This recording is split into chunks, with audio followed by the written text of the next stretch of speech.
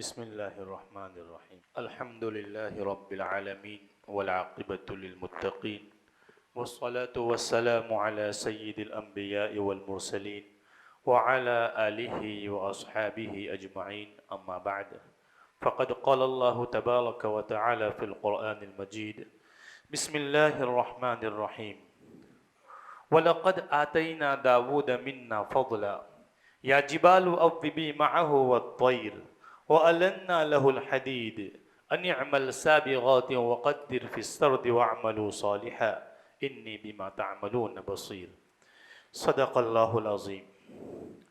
میرے دینی ایمانی بھائیو، اللہ رب العزت کی طرف سے مجھے جو دین ملا ہے، مجھے اور آپ کو جو شریعت ملی ہے، اگر اس دنیا میں بسنے والا انسان اس دین کے اوپر، اس شریعت کے اوپر عمل پیدا ہو جائے اور زندگی کے ہر شعبے میں جو چیز اس سے متعلق ہے، اگر وہ اس تمام چیزوں کے اندر دین و شریعت کو سامنے رکھے تو یہ گارنٹی کے ساتھ کہا جا سکتا ہے کہ دین و شریعت کو اپنانے والا انسان دنیا میں بھی اور آخرت میں بھی کبھی بھی ناکام نہیں ہو سکتا۔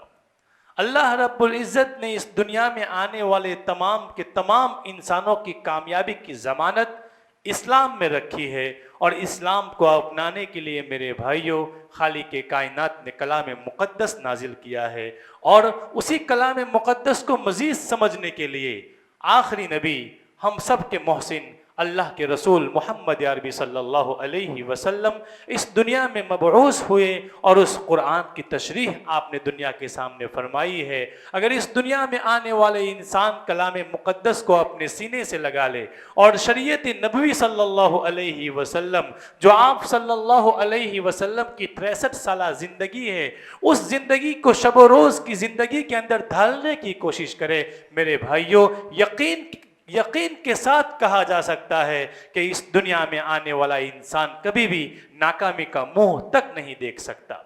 میری آپ کی اس دنیا میں بسنے والے انسانوں کی سب سے بڑی کمزوری یہ ہے کہ آج کے انسان نے اسلام کو پیچھے چھوڑ رکھا ہے، کلام مقدس کو طاقوں میں سجا رکھا ہے، اور شریعت محمدی صلی اللہ علیہ وسلم کو اپنی زندگی سے دور اور الگ کر رکھا ہے۔ اگر اسی قرآن کو اپنانے والے بن جائے، اللہ کے رسول کی شریعت کو اپنے سینوں سے لگانے والے بن جائے، اور زندگی کے ہر شعبے میں، چاہے وہ شعبہ عبادت کے لائن کا ہو، اخلاق کے اعتبار سے ہو، تجارت کے اعتبار سے ہو، معاشی اعتبار سے ہو، زندگی کی شب و روز کی زندگی میں جو بھی شعبہ اور پل پل آپ کو جس چیز کی ضرورت پیش آئے، اگر اس ضرورت کے لیے آپ اللہ کے رسول کی زندگی کو اور کلام مقدس کو سامنے رکھو، میرے بھائیوں آپ کبھی بھی اس دنیا اور آخرت کی زندگی میں ناکام نہیں ہو سکتے۔ آج کے مسلمانوں کی پسپائی، ذلت و رسوائی اور ناکامی کا سب سے بڑا سبب بھی یہ ہے کہ ہم نے دنیاوی اعتبار سے بھی اللہ کے رسول کو چھوڑا، اللہ کے قرآن کو چھوڑا، اسلام کی تعلیمات کو چھوڑا۔ ہم نے جو کچھ کھویا ہے وہ اس لیے نہیں کھویا میرے بھائیوں کہ ہم مسلمان ہیں، بلکہ ہمارے کھونے کی سب سے بڑا سبب ہمارے کھونے کا یہ ہے، ہم مسلمان ہونے کے باوجود ہم نے اسلام کو چھوڑا ہے۔ اور کل قیامت کے میدان میں بھی اسلام کام آئے گا، کیونکہ قیامت تک آنے والی نسل انسانی کو خالق کائنات نے یہ پیغام پہنچایا ہے، جب آپ میرے پاس آؤ گے، حساب و کتاب کا سلسلہ شروع ہوگا، سب سے پہلا میرا کوسچن اور سوال یہ ہوگا کہ آپ کے پاس اسلام ہے کہ نہیں ہے۔ اگر اسلام کے دھرم کے علاوہ، اسلام کے مذہب کے علاوہ کوئی اور مذہب آپ لے کر جائیں گے، خالق کائنات آپ کو ناکام کر دیں گے، اس لیے کہ اللہ رب العزت نے قیامت تک آنے والی نسل انسانی کو یہ کہہ دیا ہے کہ اے میرے بندو، جب آپ میرے پاس آؤ گے تو مذہب کے اعتبار سے آپ مسلمان ہونے چاہیے۔ ان الدین عند اللہ الاسلام، اللہ کے نزدیک اگر کوئی دین اور مذہب قابل قبول ہے، پسندیدہ ہے، جو کامیاب ہونے کے قابل ہے، تو وہ اسلام کے علاوہ اور کوئی نہیں ہو سکتا۔ تو میرے بھائیوں کے اعتبار سے بھی اسلام کی ضرورت ہے، قرآن کی ضرورت ہے، اللہ کی اطاعت کی ضرورت ضرورت ہے، اللہ کے رسول کی اطاعت کی ضرورت ہے۔ اور اگر آپ کو دنیاوی زندگی میں کامیاب ہونے کا آپ سپنا رکھتے ہو، خواب دیکھتے ہو، سماج اور معاشرے میں اپنے ایک لیول اور اسٹیٹس کو باقی رکھنا چاہتے ہو، اس میں بھی میرے بھائیو آپ کو اسلام کو فالو کرنا پڑے گا۔ کیوں کہ میرے لیے، آپ کے لیے، مسلمانوں کے لیے بہترین آئیڈیل اور نمونہ اگر کوئی ذات ہو سکتی ہے تو اللہ رب العزت نے فرمایا ہے لَقَدْ كَانَ لَكُمْ فِي رَسُولِ اللَّهِ أُسْوَةٌ حَسَنَةٌ، کہ آپ کے لیے اس دنیا کے اندر بہترین آئیڈیل کوئی ہے، کوئی ایسی ذات ہے جس کو ہم فالو کر سکتے ہیں، جس کی باتوں کو دیکھ کر ہم دنیا اور آخرت کی زندگی کو گزار سکتے ہیں۔ تو اللہ رب العزت یہ فرماتے ہیں کہ اے میرے بندو، آپ کے لیے دنیا میں کامیاب ہونے کے لیے، آخرت میں کامیاب ہونے کے لیے، میری رضا کو حاصل کرنے کے لیے اللہ کے رسول کی زندگی کو سامنے رکھنا ہوگا۔ آپ کے سامنے میں نے ایک آیت کریمہ تلاوت کی ہے، میرے بھائیوں یہ کلام مقدس ہے، یہ کلام مقدس ہے، یہ قصوں اور کہانیوں کی کتاب نہیں ہے۔ اس میں کوئی شبہ نہیں کہ اس کلام کے اندر انبیاء علیہ السلام کی داستانیں موجود ہے، قصے اور کہانی بیان کی گئی ہے، لیکن خود خالق کائنات یہ فرماتے ہیں کہ اس کلام مقدس میں جو بھی نبی کی بات ہے، جو بھی کسی نبی کا قصہ ہے، وہ صرف قصے کے لیے نہیں ہے، وہ صرف کہانی کے لیے نہیں ہے، وہ صرف آپ کے کانوں کو اچھا لگنے کے لیے، آپ کے دلوں کو سکون پہنچانے کے لیے نہیں ہے، بلکہ کلام مقدس کی ایک ایک آیت میری اور آپ کی زندگی کو ٹھیک کرنے کے لیے ہے۔ عبرت کا سامان اس میں موجود ہے۔ اگر ہم نبیوں کی زندگیوں کا مطالعہ کریں گے کلام مقدس کے ذریعے، اللہ کے رسول کی سیرت کے ذریعے، تو اس کے اندر مجھے اور آپ کو عبرت کا سامان ضرور ملے گا۔ ایک بہت بڑے نبی تھے جن کا آپ نے نام سنا ہوگا، حضرت داؤد علیہ السلام۔ بہت بڑے نبی تھے جن کے اوپر جس طرح اللہ کے رسول پر کلام مقدس اتارا گیا، اسی طرح میرے بھائیوں حضرت داؤد علیہ السلام پر زبور اتاری گئی تھی۔ بہت خوبصورت آواز کے مالک لوگ حضرت داؤد علیہ السلام کی آواز جیسے آواز حاصل کرنے کی دعائیں کرتے ہیں، اور جب کوئی اچھی آواز کا مالک ہوتا ہے تو اس کو تعبیر اور تشبیہ دینے کے لیے یہ کہتے ہیں کہ اس کو صوت داؤدی، لحن داؤدی ملا ہوا ہے۔ بہت خوبصورت آواز کے مالک تھے، اور جب وہ اللہ کے رسول، وہ نبی جب اللہ کی کتاب زبور کی تلاوت کرتے تھے تو ان کی آواز کا اثر یہ ہوتا تھا میرے بھائیوں کہ آسمان اور فضا میں اڑنے والے پرندے بھی ان کی آواز کو سننے کے لیے رک جایا کرتے تھے۔ کلام مقدس تو یہ کہتا ہے کہ صرف چرند و پرند ہی نہیں، بلکہ ان کی تلاوت جب ہوتی تھی تو ان کی تلاوت کے ساتھ ساتھ پہاڑ بھی ان کی تلاوت اور تسبیح میں مصروف ہو جایا کرتے تھے، مشغول ہو جایا کرتے تھے۔ پہاڑ بھی ان کے ساتھ، چرند و پرند بھی اس قدر خوبصورت آواز کے مالک تھے۔ اور چونکہ آواز کے اندر تاثیر رکھی ہے اور وقت کے نبی ہو تو ان کو ہر چیز دی جاتی ہے۔ میں نے کہنے کا مقصد یہ ہے میرے بھائیوں لیکن کہ وہ دنیا کی سب سے بڑے اس وقت نبی تھے، اس وقت کا دنیا کا سب سے بڑا انسان تھے، وہ نبی بھی تھے اور اس کے ساتھ ساتھ وہ اس سرزمین کے بادشاہ اور سلطنت کے مالک بھی تھے۔ اللہ رب العزت یہ فرماتے ہیں وَلَقَدْ آتَيْنَا دَاوُودَ مِنَّا فَضْلًا، کہ ہم نے ہمارے نبی داؤد کو بڑی فضیلت عطا فرمائی تھی، اور ان کو ہم نے آواز دی تھی، اور آواز کا یہ مقام تھا کہ ان کے ساتھ ساتھ چرند و پرند بھی اور پہاڑ بھی ان کی تسبیح میں مصروف رہتے تھے۔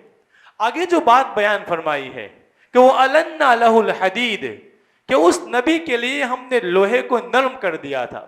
آپ جانتے ہیں لوہا ایک دھات کا نام ہے، اس کو ہم لوکھن بھی کہا کرتے ہیں، بہت مضبوط دھات ہے، اگر اس کو ہم موڑنا چاہے تو موڑ نہیں سکتے ہو، اور اس کو موڑنے کے لیے ہم کو اس کو آگ میں تپانا پڑتا ہے۔ جب وہ آگ میں تپتی ہے، تپتا ہے وہ لوہا، تو تپنے کے بعد ہم اس کو موڑ کر ہم جو چیز چاہے بنا سکتے ہیں۔ لیکن اس نبی کا یہ معجزہ تھا اللہ رب العزت کی طرف سے کہ وہ اس لوہے کو بالکل موم کی طرح پگھلا دیا کرتے تھے، اور اپنے ہاتھ سے وہ بالکل آسانی کے ساتھ اس کو اپنے ہاتھ میں بھی لپیٹ سکتے تھے۔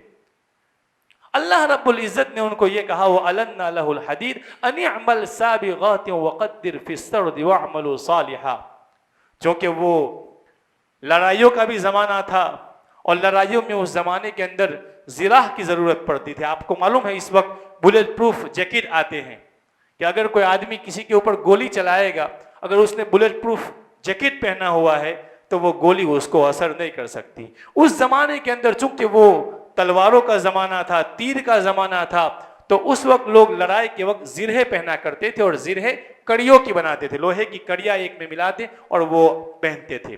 تو اللہ رب العزت اس وقت کے نبی کو یہ حکم دیتے ہیں ان اعمل سابغات وقدر فی السرد واعملوا صالحا، کہ آپ زرہیں بناؤ اور بہترین زرہیں بناؤ. ایسا نہیں کہ ایسے ہی الل ٹپ کڑیوں سے کڑیاں ملا دی اور ایک کپڑا نما چیز ہو گئی اور آپ نے اس کو جسم پر لپیٹ لیا. نہیں، جب خالق کی طرف سے کوئی حکم ملے گا تو وہ بہترین چیز کا حکم ملے گا. کہا کہ آپ زرہیں بناؤ اور بہترین ڈسپلن کے ساتھ بنائیے. وقدر فی السرد واعملوا صالحا، کہ آپ اس میں اعتدال رکھیے، زرہوں کو بہترین آپ ترتیب دے کر آپ ایک دوسری کڑی ایک دوسرے کے اندر لگائیے. اور پھر آخر میں یہ کہا کہ وَاعْمَلُوا صَالِحًا، اچھے اعمال کیجیے. میرے بھائیوں، اس آیت کریمہ کا مطالعہ کیجیے. خالق کائنات پہلے تو وقت کے نبی کو یہ کہہ رہے ہیں کہ آپ کام کیجیے. وہ نبی تھے، میں نے آپ کو کہا کہ نبی ہونے کے ساتھ ساتھ وہ اس سرزمین کے مالک تھے. مطلب اگر کہا جائے کہ وہ پی ایم تھے، پرائم منسٹر تھے اس زمانے کے. اور اللہ رب العزت ان زمانے کے پرائم منسٹر کو یہ حکم دے رہے ہیں کہ آپ کام کیجیے اور بہترین کام کیجیے. مفسرین نے لکھا ہے کہ اس آیت کریمہ سے مجھے اور آپ کو اور ہم مسلمانوں کو یہ سبق ملتا ہے کہ ہم ہاتھ پہ ہاتھ دھرے بیٹھے نہ رہے، لوگوں کی مدد کے منتظر نہ رہے. ہم خود کام کریں، خود محنت کریں، خود اپنے لیے، اپنے بچوں کے لیے اپنی پرورش، ہم جس کی پرورش کر رہے ہیں ان کے لیے پیسے ہم خود کمائیں، بزنس کریں، تجارت کریں اور بہترین تجارت کریں. وقت اللہ نے دیا ہے، روٹی اور بوٹی کے لیے کام کرتے ہیں، بچوں کے پیٹ پال لیتے ہیں، بات ختم ہو گئی. میرے بھائیوں، یہ ہمیں اسلام کی یہ تعلیم نہیں ہے. ضرور اسلام نے مجھے اور آپ کو دنیا پرستی سے منع کیا ہے، لیکن ایک بہترین انسان وہ ہے کہ زندگی کے جس شعبے کے اندر جائے تو وہاں اس کا ایک مقام اور لیول ہو. آج میرے اور آپ کی تجارت ہے، میرا اور آپ کا بزنس ہے، میرے اور آپ کا جاب ہے. یقیناً میرے بھائیوں، ہمیں افسوس ہوتا ہے کہ اسلام نے مجھے اور آپ کو ایسی تعلیمات دی تھی کہ اگر ہم زندگی کے اندر ان تعلیمات کو اپناتے تو ہم اس شعبے کے سب سے بڑے انسان بن سکتے تھے. لیکن چونکہ ہم نے اسے اپنایا ہی نہیں اور ہم بار بار چیزوں کی برائی بیان کرتے رہتے، یہ ہماری بہت بڑی کم نصیبی ہے کہ ہم دنیا کی برائی بیان کرتے ہیں. یہ اور بات ہے کہ ہماری زندگی کا اکثر حصہ اسی دنیا کے پیچھے گزرتا ہے. اس سے کوئی انکار نہیں کر سکتا میرے بھائیوں، کوئی بھی انکار نہیں کر سکتا کہ ہماری زندگی کا اکثر حصہ دنیا کے پیچھے گزرتا ہے اور ہم اس دنیا کی برائی بیان کرتے ہیں کہ دنیا اچھی چیز نہیں ہے، یہ دنیا کمی نہیں ہے. بعض لوگ دنیا کے بارے میں آپ نے یہ بھی سنا ہوگا کہ یہ دنیا تو مطلب مردار چیز ہے اور مردار چیز کو طلب کرنے والے کتے ہیں. میرے بھائیوں، بہت آسان ہے زبان کے ساتھ بول دینا کہ دنیا اچھی چیز نہیں ہے اور طلب کرنے والے کتے ہیں، جبکہ ہم انہی لوگوں کو جو اس طرح کے الفاظ بولتے ہیں وہ اسی دنیا کو حاصل کرنے کے لیے اپنے خالق کائنات کی تمام معصیت جو ہوتی ہے، نماز کے اعتبار سے، اخلاق کے اعتبار سے، جھوٹ کے اعتبار سے، دھوکے کے اعتبار سے سب پر گزرتے ہیں اور آخر میں جب کچھ ہاتھ نہیں آتا ہے تو کہتے دنیا اچھی چیز نہیں ہے. میرے بھائیوں، یہ ایک اچھے مسلمان کا طریقہ نہیں ہے. اس خالق کائنات نے نبی کو یہ حکم دیا ہے کہ آپ کام کیجئے، دنیا کمائیے، دنیا کے اندر اپنا ایک مقام اور لیول رکھیے.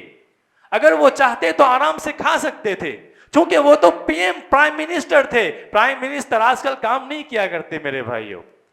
ایک نبی ہونے کے ساتھ ساتھ وہ وقت کا سب سے بڑا انسان تھا پھر بھی اپنی محنت کے لیے کام کرتے تھے. آج میرے اور آپ کے لیے عبرت کا سامان ہے. ہم سماج اور معاشرے کے سب سے چھوٹے انسان ہونے کے باوجود آج مجھ سے اور آپ سے کام نہیں ہوتا میرے بھائیوں. ہم غفلت کی زندگی گزار رہے ہیں, ہم سستی کی زندگی گزار رہے ہیں, اور یہی غفلت اور سستی میری اور آپ کی ناکامی کی سب سے بڑی وجہ ہے.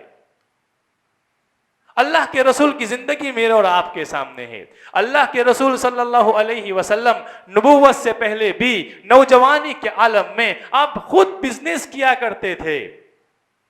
اپنی زندگی کا جو خرچہ تھا وہ خود نکالا کرتے تھے. آپ نے سنا ہوگا کہ جب آپ کے اندر سوجھ بوجھ آ گئی تھی, آپ نفع اور نقصان کی سمجھ بوجھ رکھنے والے ہو گئے تھے, خود چچا ابو طالب کے ساتھ آپ نے شام کا سفر کیا تھا بزنس کے لیے. حضرت فاطمہ رضی اللہ, حضرت خدیجہ رضی اللہ تعالیٰ عنہا کے ساتھ جو شادی آپ کی ہوئی ہے, آپ کی جو ازدواجی زندگی شروع ہوئی ہے, میرے بھائیوں اس ازدواجی زندگی کے کامیاب ہونے کا اور شروع ہونے کا دنیاوی اعتبار سے سب سے بڑا سبب یہ ہے کہ آپ ایک کامیاب بزنس مین تھے. اس کو معمولی نہ سمجھیے گا. ہم کامیاب ہوتے بھی نہیں ہیں اور اس کامیابی کے لیے اتنی محنت بھی نہیں کرتے ہیں جتنی محنت کرنی چاہیے. ہم ہاتھ پہ ہاتھ دھرے بیٹھے ہیں, اور جب کچھ ہاتھ نہیں آتا تو اس دنیا کی برائی بیان کرتے ہیں. میرے بھائیوں یاد رکھیے گا, زندگی کے اندر دنیا سے حاصل ہونے والی جو نعمتیں ہیں یا جو دنیا ہے یا جو پیسے ہیں وہ صرف وہی اللہ رب العزت کے نزدیک مبغوض ہے, اللہ کو ناراض کرنے والے ہیں جو حرام راستے سے آوے اور حرام جگہ پر استعمال ہو. ورنہ اس زمانے کے اندر آپ تھوڑی دیر کے لیے آخرت کے تصور کو نکال دیجئے. اس زمانے کے اندر دنیا کا کامیابی انسان کون ہے اس وقت؟ بڑے بڑے عقل والے, بڑے بڑے دماغ والے اس وقت اگر کسی کے غلام بنے ہوئے ہیں تو وہ پیسوں والوں کے غلام بنے ہوئے ہیں.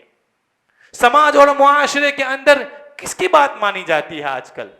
آپ تھوڑی دیر کے لیے چھوڑ دیجئے میرے بھائیوں کہ اسلام کا تصور کیا ہے. نہیں, آج 2024 میں رہنے والے انسانوں کا پیسوں کے بارے میں تصور کیا ہے؟ کون کس کی بات مانتا ہے میرے بھائیوں پیسوں کے بغیر؟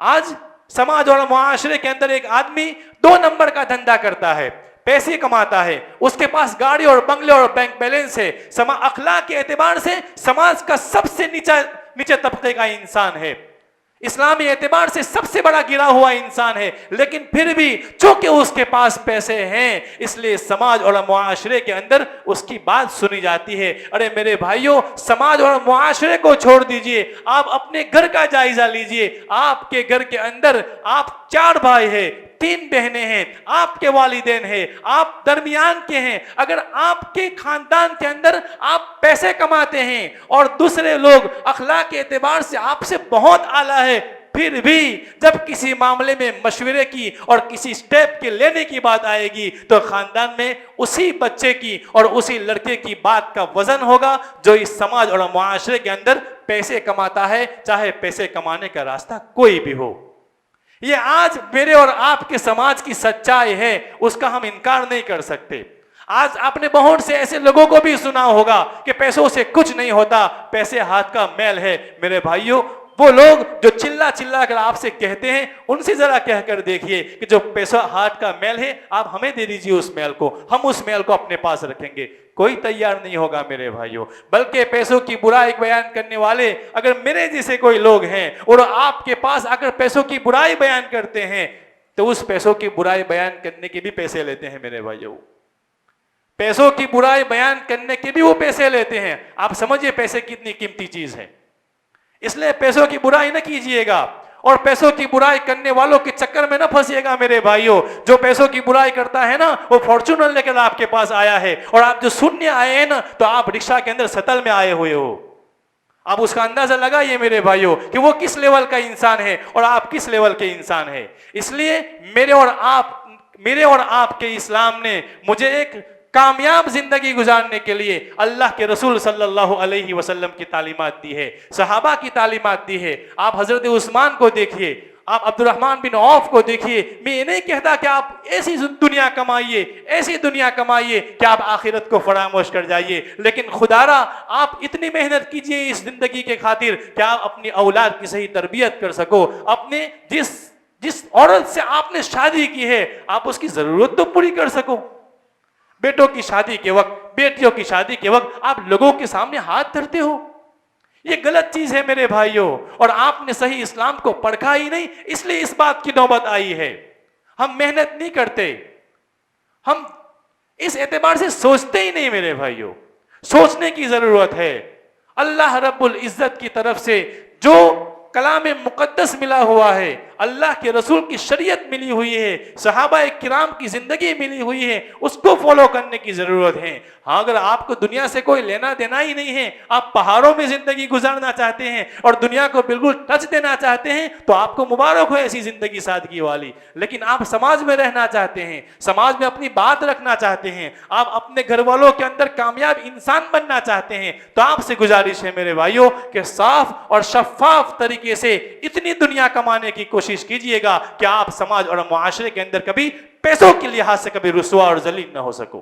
آپ سے گزارش ہے میرے بھائیوں، آپ اسلام کو اپنائیے، اسلام کو اپنائیے، غلامی والی زندگی سے باہر آئیے. اور اللہ رب العزت نے دنیا میں بسنے والے جس انسان کو جس اعتبار سے صلاحیت دی ہے، اس صلاحیت کو اللہ رب العزت کے راستے کے اندر صرف کرنے کی کوشش کیجئے اور اسی راستے سے دنیا کمانے کی کوشش کیجئے. پھر آخری بات کہتا ہوں میرے بھائیوں، بڑے بڑے مفسرین نے اس دنیا کے اعتبار سے جو بھی برائی بیان کی ہے وہ صرف وہ دنیا ہے جو دنیا حرام طریقے سے کمائی جائے اور حرام طریقے سے اس کو استعمال کیا جائے.